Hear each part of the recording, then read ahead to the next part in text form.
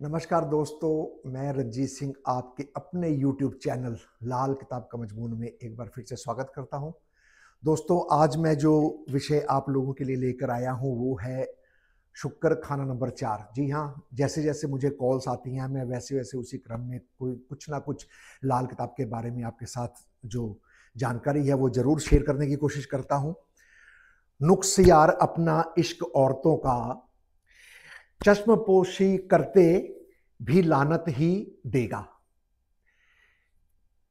सीधी सी लाइनों में पंडित जी ने शुक्राचार के लिए ये दो लाइनें लिख दी कि ऐसे जातक में अगर औरतों के लिए इश्कबाजी का भूत होगा जिसके शुक्राचार है, और ऐसा जातक अगर इश्क के रास्ते पर डगर पर चल पड़ेगा तो जितना मर्जी वो छुपा ले उसका भेद खुल ही जाएगा, ढका नहीं रह सकता। लानत उसे पड़नी पड़नी है, दिक्कत उसे आनी आनी है। इसकी कंडीशंस है, सिर्फ शुक्राचार देखकर आप किसी को मत कह दीजिए ऐसे ही। बहुत सुलझा कर, बहुत सोच समझ कर लाल किताब लिखी गई है। ये यूं ही नहीं लिखी गई कि चलिए जो है लिख देते हैं, मतलब जो मर्जी हम निकालते रहे। हर बंदा अपने अपने हिसाब से मतलब निकाल रहा है। मैं भी अपने हिसाब से आज आप लोगों के साथ शुक्राचार का भेद खोल रहा हूं। दोस्तों, शुक्राचार के लिए जो पंडित जी ने सबसे बड़ी एहतियात बरतने के लिए कहा है वो है दोस्तों शुक्राचार के लिए कि आप किसी के ऐब को लोगों के सामने उजागर ना करें। ये सबसे पहली बात है, राइट।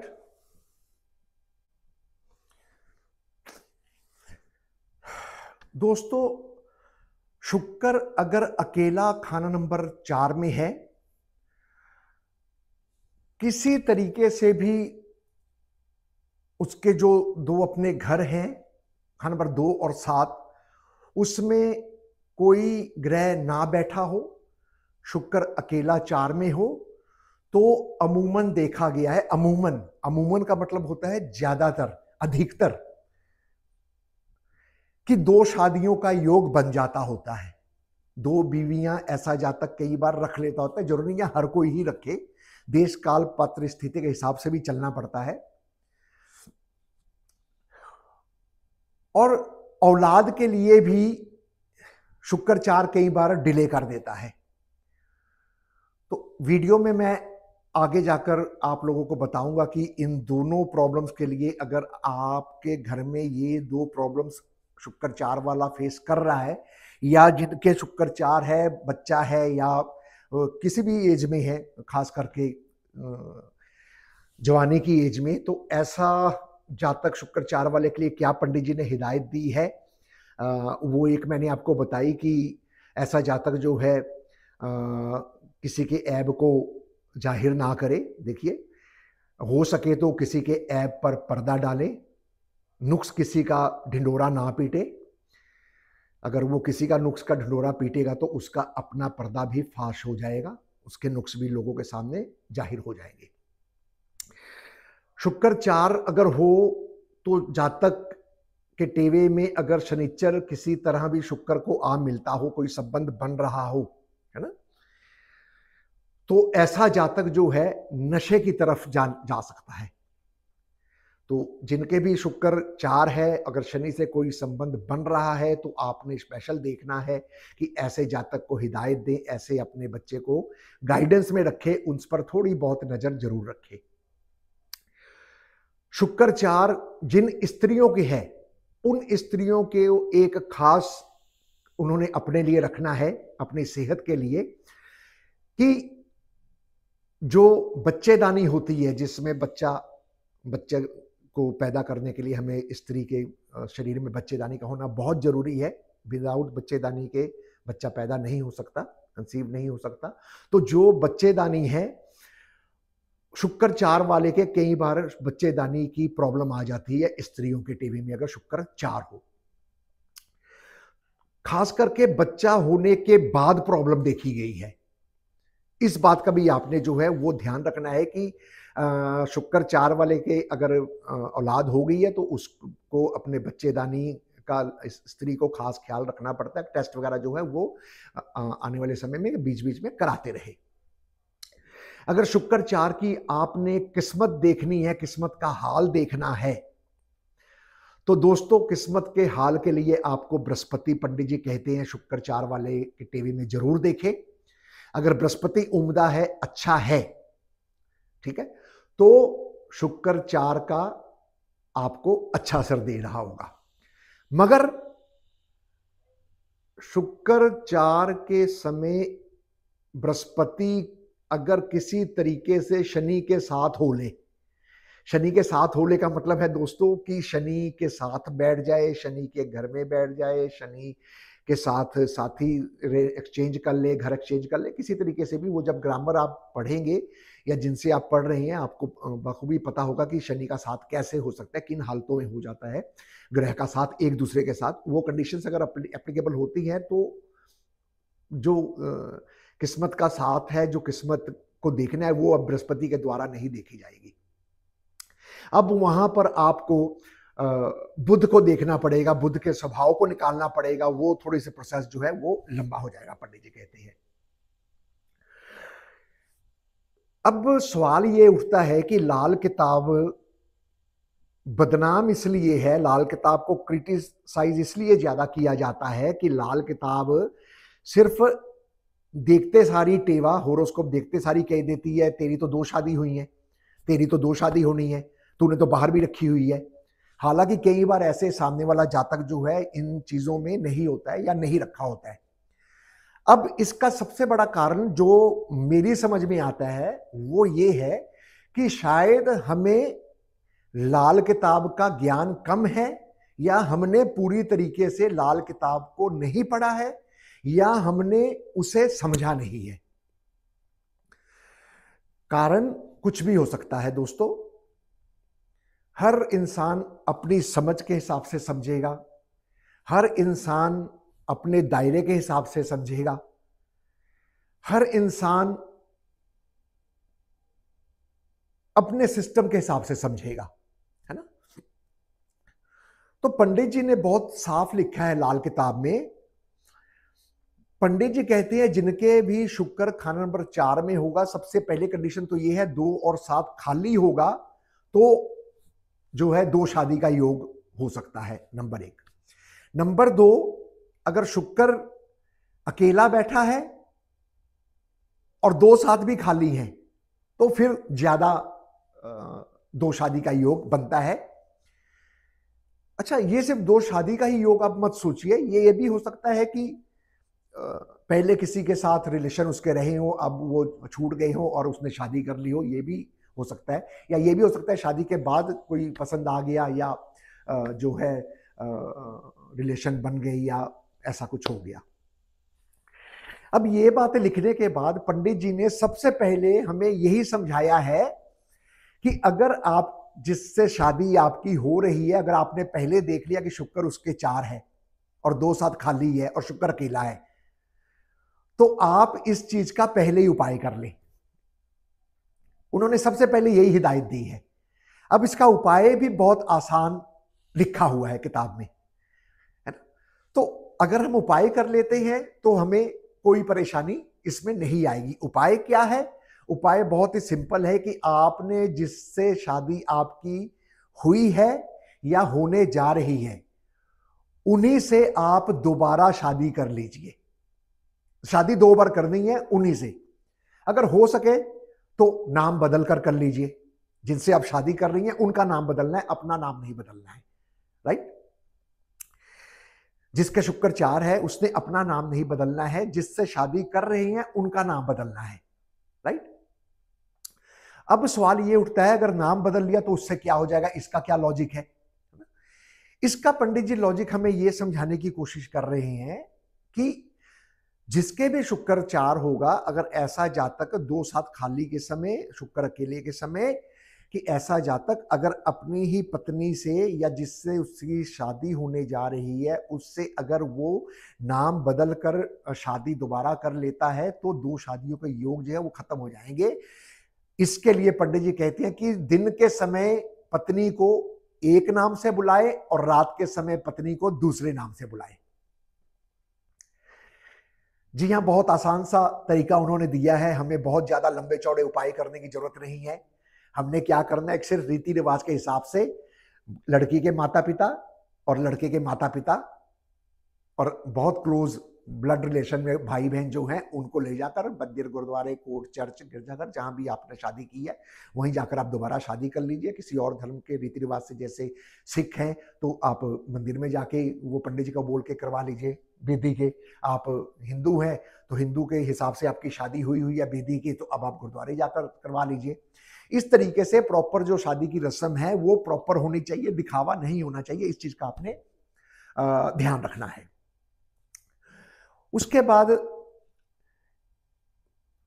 यह भी जरूरी नहीं है कि हाँ, दिन के समय जो है आपने एक नाम से बुलाना है और रात को समय आपने दूसरे नाम से बुलाना है ना। कोई भी आप निकनेम रख सकते हैं, नहीं है तो आप खुद रख लीजिए निकनेम, उसमें कोई बहुत ज्यादा फर्क नहीं पड़ने वाला है।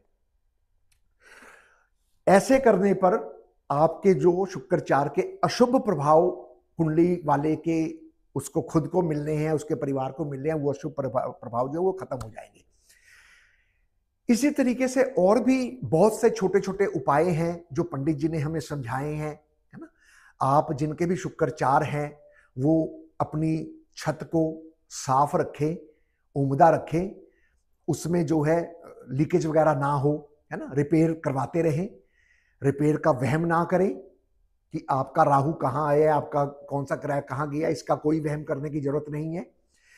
छत रिपेयर के लिए पंडित जी ने वहम से बरी किया हुआ है, ये लाल किताब में दर्ज है। लोग राहु को देखकर, मंदे घरों में देखकर छत को रिपेयर करने से भी मना कर देते हैं ज्योतिष, है ना।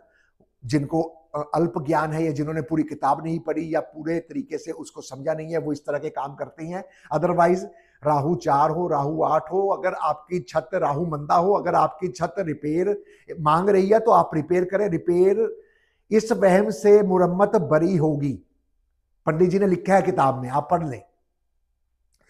छत को साफ रखना है। साफ रखने का मतलब यही है कि किसी भी तरीके से आपके शुक्र में राहु के मंदे प्रभाव नहीं मिलने चाहिए। बात को समझिए। अब अगर आपकी छत ठीक है लेकिन आपने राहु के कारक तत्वों से, राहु के आशिया से, राहु के रिश्तेदारों से आपने बिगाड़ कर लिया, बिल्लियों को मारना शुरू कर दिया, है ना, बिल्लियों को भगाना शुरू कर दिया, अपने ससुराल से संबंध बिगाड़ने शुरू कर दिए, है ना। जो बीसी हैं, बैकवर्ड क्लास के जो है कर्मचारी, जो हमारे भाई हैं, जो साफ सफाई का काम करते हैं, उनसे आपने संबंध बिगाड़ लिए, गाली गलौज कर ली, उनका मेहनताना नहीं दिया, तो भी इस तरीके से राहु खराब हो जाता है ना। तो ये कोशिश कीजिए कि राहु आपका खराब ना हो। और जिनके शुक्राचार है, कोशिश वो यही करें कि जहां भी वो अपना मकान बनाए, उस मकान को कि जब बनाना शुरू करे तो उसकी नींव को, प्लॉट की सारी मिट्टी को तकरीबन 2, 4, 5 फुट निकाल ले। कोई फर्क नहीं पड़ेगा, निकाल कर देख ले कि कहीं वहां कोई कुआं वगैरह तो नहीं पड़ा है, कोई खड्डा वगैरह, कोई डीप खड्डा तो नहीं है जो कुएं के रूप में था और धीरे धीरे मिट्टी गंद पड़ के वो बंद होना शुरू हो गया, बंद हो रहा है। तो ऐसे प्लॉट पे मकान ना बनाए। उस कुएं को मिट्टी सारी निकालें, उस प्लॉट की मिट्टी निकालकर, उस कुएं की सारी मिट्टी निकालकर वहां दरिया से मिट्टी या साफ मिट्टी लाकर, खेत की मिट्टी लाकर उसमें डालकर उसके बाद आप वहां मकान बनाना शुरू करें। शुक्राचार वाले के खास पंडित जी ने ये हिदायत दी है। शुक्राचार के और भी बहुत से उपाय हैं, जब आप पढ़ेंगे तो आपको खुद पता लग जाएगा। ग्रामर के साथ उपाय करने हैं। शुक्राचार में लोग यूं ही आड़ू की गिटक दे देते हैं, लो जी दबा लो, या मैं आपको कोई आर्टिकल दूंगा वो आपने दबा लेनी है। ऐसे ही शुक्राचार में आड़ू की गिटक नहीं दबा देनी है, उसकी भी टर्म एंड कंडीशन है। इसीलिए हम कहते हैं कि लाल किताब के उपाय जो हैं वो कई बार देखा गया है कि वो जातक कहता है कि मैंने ये उपाय किया, मेरा नुकसान हो गया। वो इसलिए हो जाता है कि ऐसा जातक का वो उपाय बनता ही नहीं है, उस उपाय की जरूरत ही नहीं होती है और हम वो उपाय करके बैठ जाते हैं, है ना। जो ग्रामर हमने लगाई नहीं तो वो उपाय हमें खराब कर देगा, है ना। जैसे फॉर एग्जांपल मान लीजिए किसी का शुक्र 4 में है और बुध 6 में है ना। तो ऐसे वक्त अगर शुक्र 4 के समय बुध 6 में हो और बुध 6 देखकर हमने कह दिया बुध तो जी उच्च का बैठा है, अच्छा बैठा है, अपने घर में बैठा है, लेकिन हो सकता है कि वो बुध मंदा हो, वो बुध खराब हो। अगर वो बुध खराब है, वो बुध मंदा है, तो आपके टेवे में जो शुक्र 4 है, वो शुक्र अब आपको अच्छा फल नहीं देगा। जी हां दोस्तों, शुक्र 4 बुध 6 भी मंदा फल दे सकता है अगर बुध मंदा हो रहा है। तो इसलिए अब मंदा कैसे जानेंगे? मंदा जानने के लिए तो हमें ग्रामर पढ़नी पड़ेगी, सीखनी पड़ेगी। वो उस लेवल पर जब हम पहुंच जाते हैं, उस वक्त आप उपाय करें या उपाय सजेस्ट करें, या किसी अच्छे लाल किताबी एस्ट्रोलॉजर को अपना हॉरोस्कोप दिखाकर उपाय लाकर, उपाय जो है वो देखकर तो ही करें, ऐसे ही उपाय आप ना करें।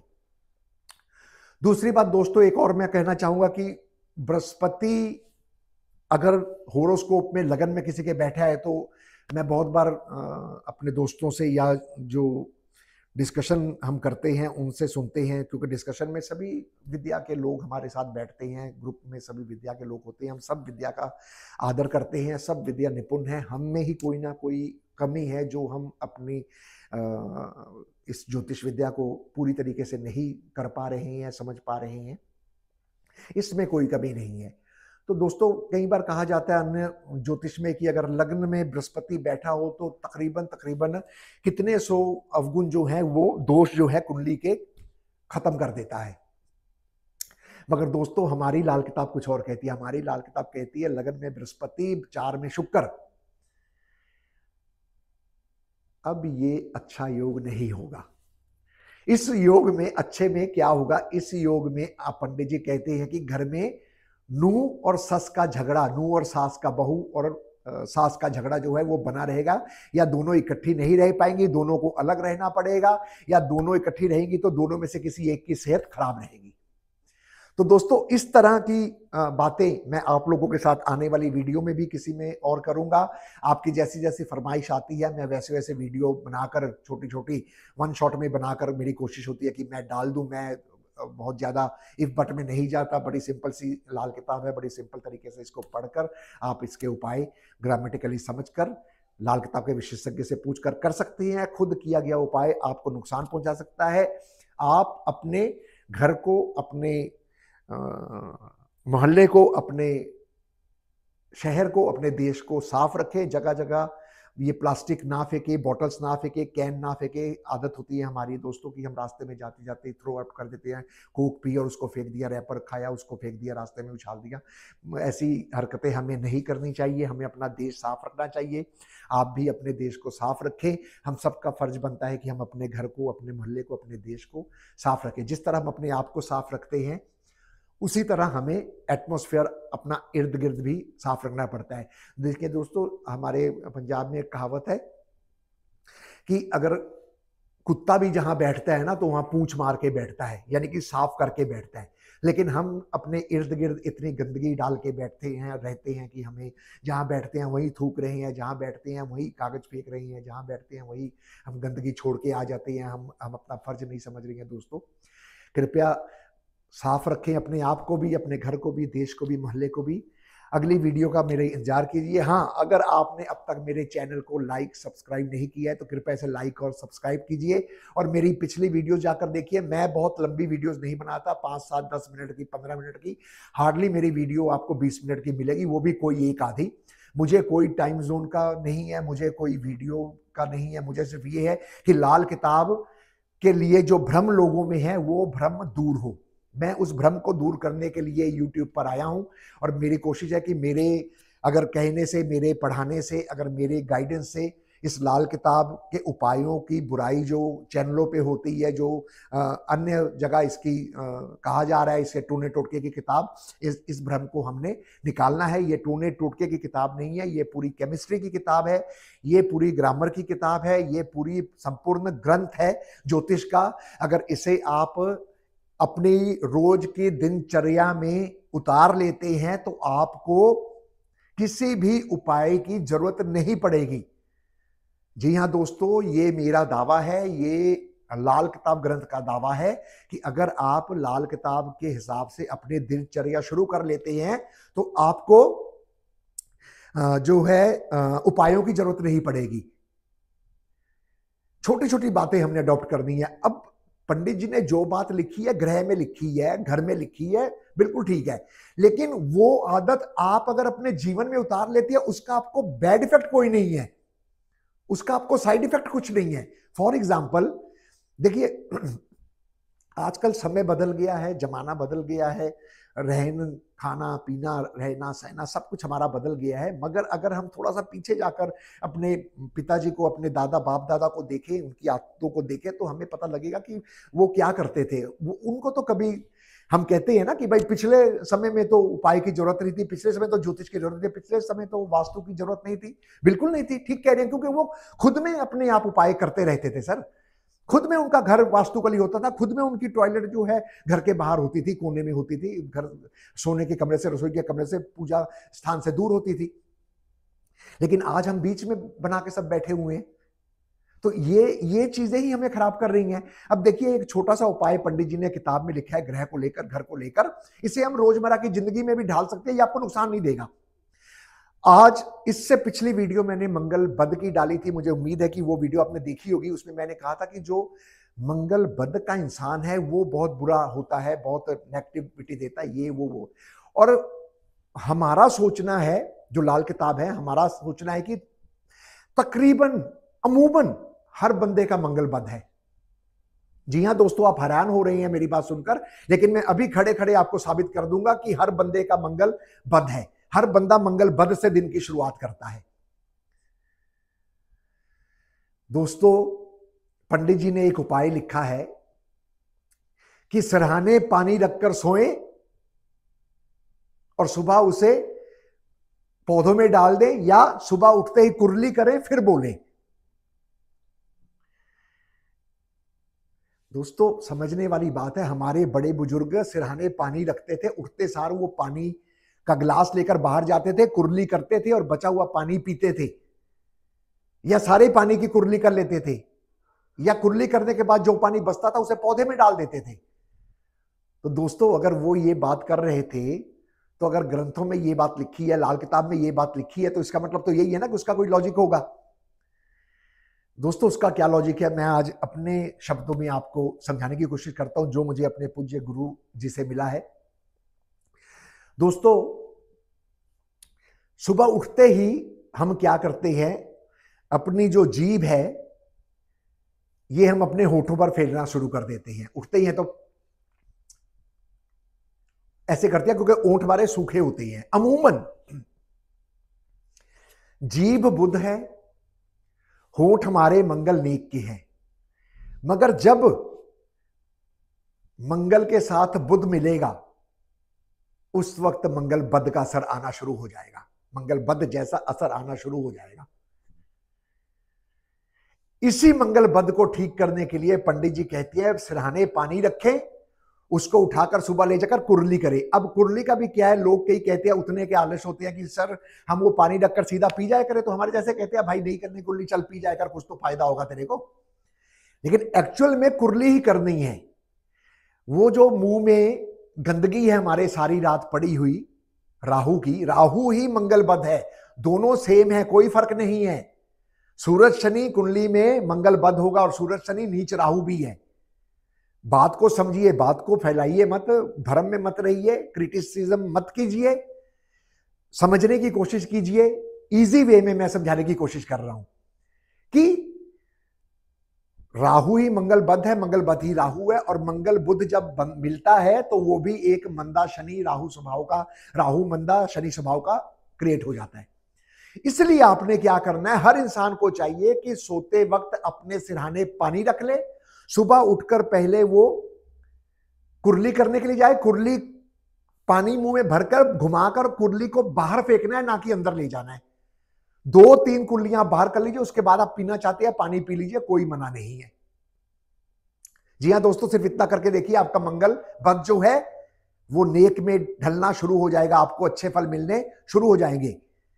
अगले वीडियो के लिए आप मेरा इंतजार करें और मुझे कॉल करें कि मैं कौन सी वीडियो डालूं। आप कमेंट्स कर सकते हैं, मुझे सुझाव दे सकते हैं। आप सबका धन्यवाद।